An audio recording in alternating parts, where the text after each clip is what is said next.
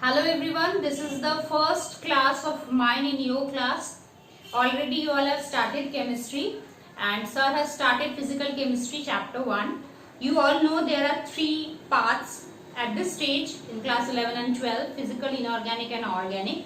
I will be starting a chapter from inorganic chemistry. I will start the simplest inorganic chapter, that is redox reactions, whose idea you have from class 9 I think.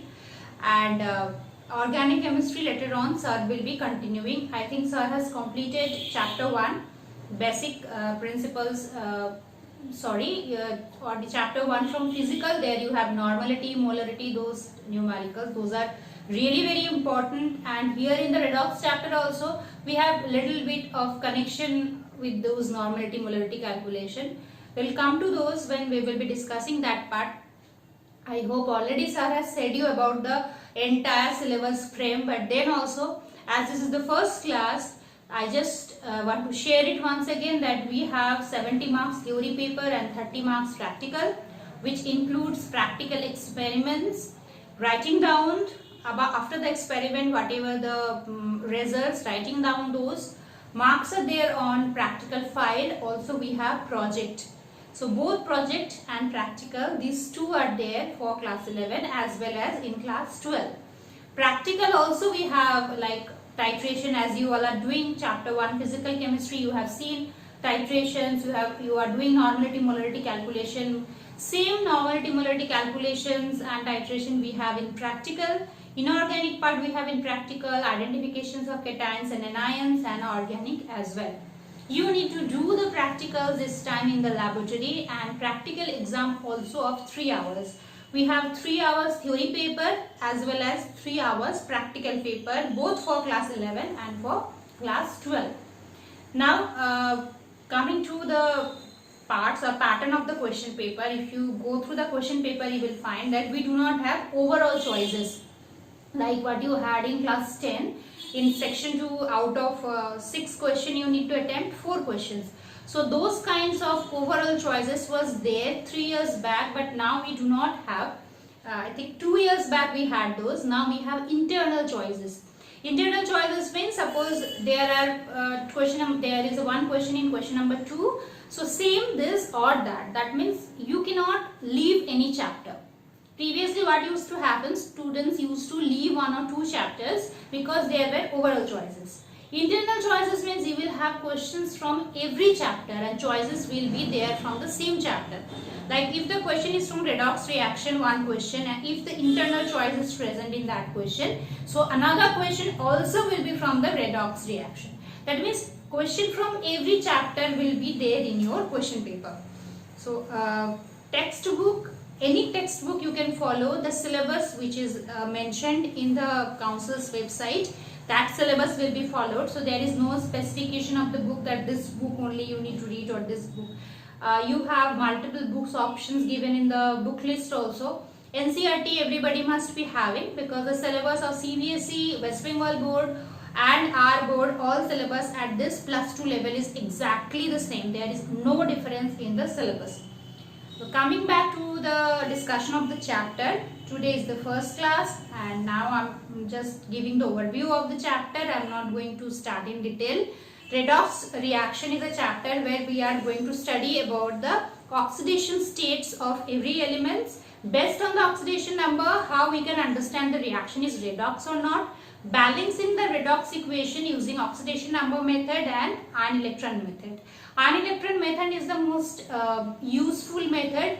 This particular method, if you learn, it will help you to do some numericals of normality, molarity, as well as this type of reactions where we are doing the balancing using ion electron method. This will help you in class 12 electrochemistry chapter as well. And the advantage of this chapter is very easy. Other than this, we have hydrogen in inorganic part. We have S block elements. We have I think 13 and 14 from P block elements. So inorganic is not very vast. In class 11, you have more weightage in physical chemistry than that of inorganic and organic. I think 32 marks are there for physical. You can check the syllabus, then organic and then inorganic. So let us start with the oxidation numbers. Redox reactions are those reactions which involve oxidant a substance which acts as oxidizing agent and another as reducing agent. So oxidants and reducing agents. So any reactions other than neutralization reaction and double decomposition reactions, all are there under redox reaction. If we talk about a very simple equation, this is also redox reaction. In lower classes we have defined redox reactions or oxidation reduction in terms of addition of oxygen, removal of hydrogen, or addition of any electronegative substance, removal of any electronegative substance. In this way we have defined oxidation and reduction.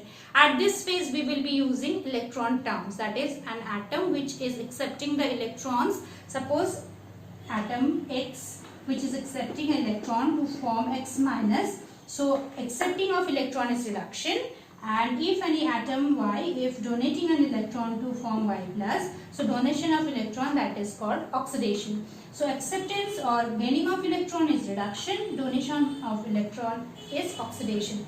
So for this type of reaction you need to every time check that zinc is forming zinc 2 plus ion, that is the neutral atom has formed 2 plus Zn2 plus, so it has must donated the electron, so it is oxidation.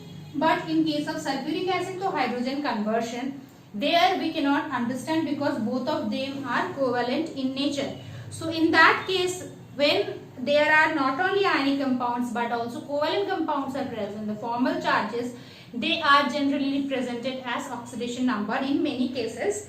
And oxidation number or oxidation state, it's a hypothetical way to find out the state it is getting or state it is undergoing from one to another during a course of a reaction. And the oxidation number is determined by the number of electron which is shared by that particular atom in case of covalent compounds, and number of electrons donated or accepted by a particular atom during formation of an ionic compound. There are certain fixed numbers or fixed oxidation state for some elements, like rules are like, or for calculation the numbers that we use, any element at its individual states, that means if hydrogen is form of H2, when there is no electronegativity difference, that means same atoms are present there. For all this type of atoms and the diatomic, triatomic molecules in its own neutral state, they have oxidation number 0.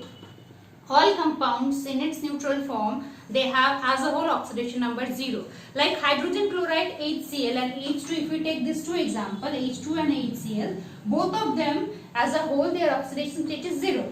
But hydrogen is comprised of two atoms of two same atoms, so their electronegativity difference is 0. But HCl, they are two different atoms, they have some electronegativity difference, and chlorine is more electronegative than hydrogen, so obviously chlorine will have more electron density, that is it will have negatively charged tendency to form negatively charged, that is electronegative species. So chlorine must be having minus oxidation state and hydrogen must be having plus oxidation state. So as we know, in HCl is a covalent compound, H and Cl they share one electron and to form one single covalent bond. So chlorine will have -1 oxidation state and hydrogen will have +1 oxidation state in case of HCl. Whereas in case of hydrogen H2 as a whole it is 0. So same atom, so they will have 0 oxidation state. Secondly, all alkali metals will have +1 oxidation state, like sodium, potassium, rubidium, cesium, francium, they will be having +1.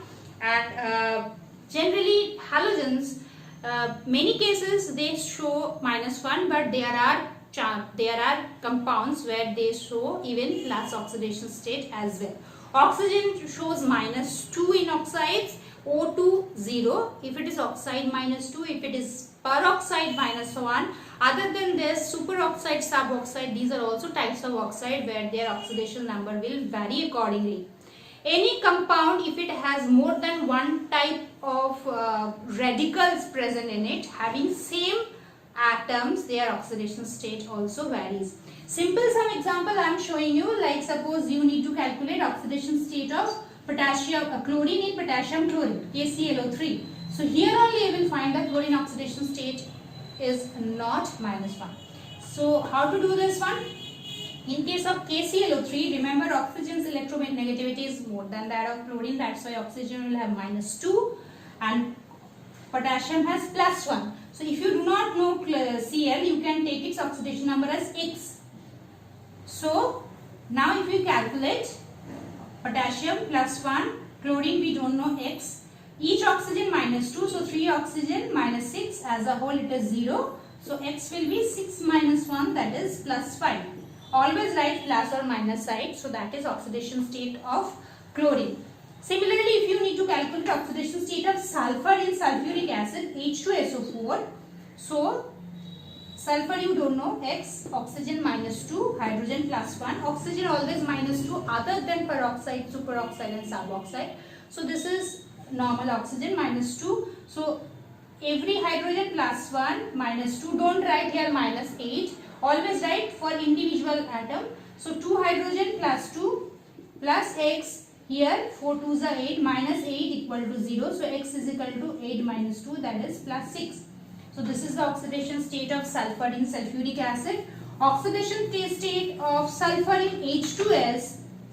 H2S is -2. So sulfur in H2SO3 will be, similarly if you take at X, so it will be, if you calculate 2 plus X minus 6 equal to 0. So X is equal to 6 minus 2 is equal to +4. So sulfur's oxidation states varies from one compound to another. So this is how the oxidation state is calculated. Now if you want to show the reaction as redox reaction in terms of oxidation number, so the reaction, the example that we took, the simplest example, Zn plus H2SO4 forming zinc sulfate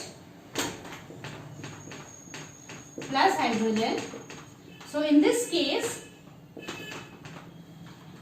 zinc neutral 0, in zinc sulfate it is +2. So increasing oxidation number is oxidation, and here sulfur just we have calculated +6 and here hydrogen 0. So here you will find hydrogen, oxygen -2 and hydrogen +1.